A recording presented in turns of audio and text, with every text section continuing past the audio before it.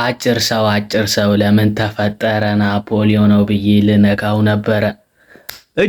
እጅህን አንሳ ጎብዬ። ቀረጣጥፎ ነው የሚለቅልህ። አይመለስም፣ ይገልሃል። እውነቴን ነው። ምንድነው ግን አጭር ሰዎች አልበዙባችሁም? ከዚህ ሰውዬ ጀምሮ ዝንተውትን። አሁን ናፖሊዮን ነው ዛሬ ይዘን የመጣ ነው። ናፖሊዮ ቦናፓርት ይላል። ናፖሊ ማንንም አይሰማው።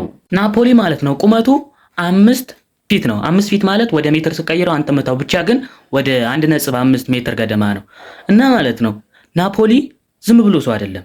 የተወለደው በፍራንስ ኮርሲካ ግዛት ውስጥ ነው። እና ናፖሊ ማለት ይሄ የወታደራዊ ትምህርቱ ቅብርጥሴ ምናምን ከጨረሰ በኋላ በ20 ዓመቱ የፍራንስ አርሚ ኦፊሰር ሆነ ማለት ነው። ሰዎች በዛ ጊዜ የነበሩት የፍራንስ ገቨርነሮች ኦስትሪያን እንዲቀበል ላኩት ማለት ነው።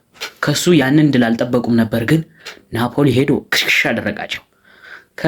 ከዚህ ድል የተመለሰው ናፖሊ በፍራንሶች ትልቅ ክብር ተሰጠው ማለት ነው።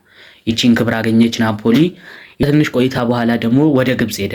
ወደ ግብጽ ሄደው ብሪቴኖችን የንግድ መስመራቸውን ለማቋረጥ ከነሱ ጋር ጥል ስለነበራቸው ምናምን ሄደ።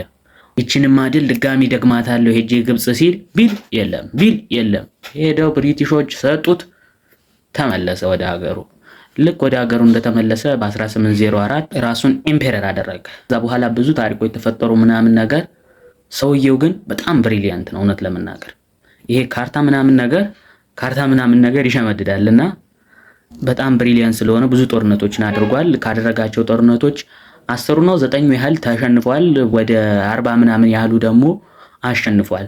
በአጠቃላይ 60 ምናምን ጦርነቶች አድርጓል። እሱን ተውትና ይሄ ሁሉ ድል፣ ይሄ ሁሉ አራምባ ቆራምባ አፈር ነው የሚበላው። እንዴት ሞተ አትልም አዳሚ? የሞተው በጨጓራ በሽታ። ብዙዎች ሌላ ወሬ ያወራሉ፣ ግን እሱ የሞተው በጨጓራ በሽታ ነው። በሽተኛ መጨረሻ ያሳምርልኝ ነው የሚባለው። እስቲ እናንተ መጨረሻችሁ እንዲያምር ፎሎ አድርጉ።